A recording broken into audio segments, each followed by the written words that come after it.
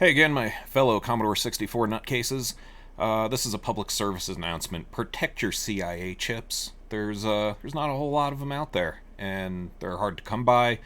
There's not quite yet a modern replacement for them. I guess people are working on them, but they are not ready yet. So, without further ado, I'm going to show you a couple things to help protect them. So, these cute little guys,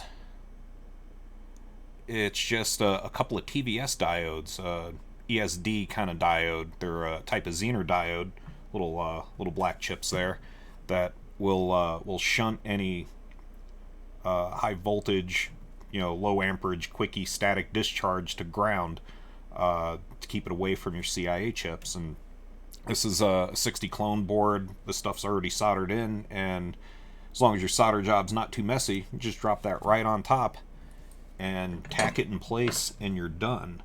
So I would say this is very cheap and very easy to do, and very, very cheap insurance for a hard to come by chip. So a little bit of solder. You don't have to desolder anything, so you can easily do this on an old board.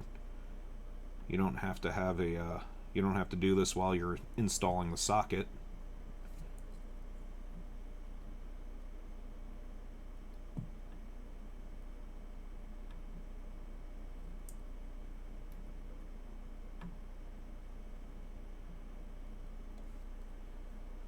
It's kind of hard to do on video, but looks like we need a little more in there to make sure everything is making a good contact. And that's it. That's just a 30-second install, maybe a 60-second. I really wasn't counting. And like I said, cheap insurance for a hard to find chip. Let's see, he came up on an angle a little. Let's straighten him out.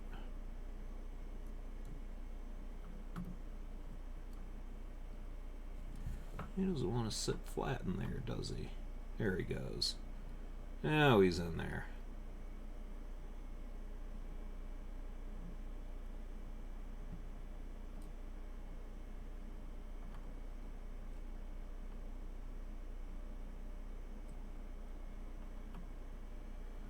These boards you can find on some of the message boards. A guy named Axel made them.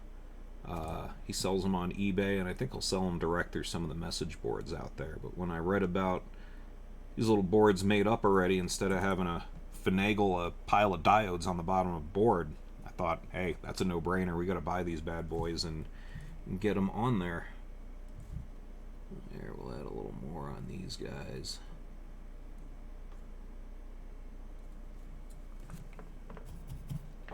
And that's that. Installed. No muss, no fuss. We'll go back and clean that up again in a minute. The other piece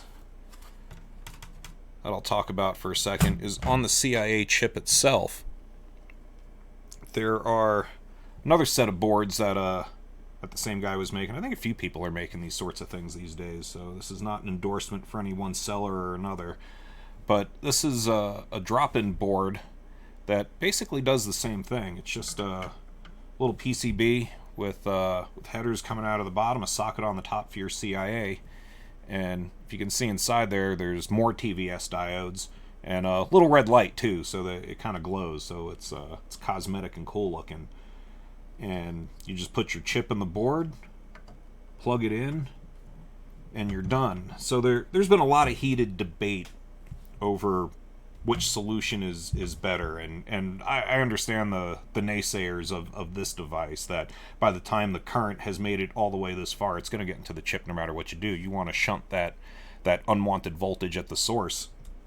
But these things look cool, they light up red, and if I can have double protection on my CIA, I am more than happy to get another board, plug it in there, and make sure that unwanted currents don't get where you don't want them. So that's it. Like I said, quick and dirty, easy video, but protect your CIAs.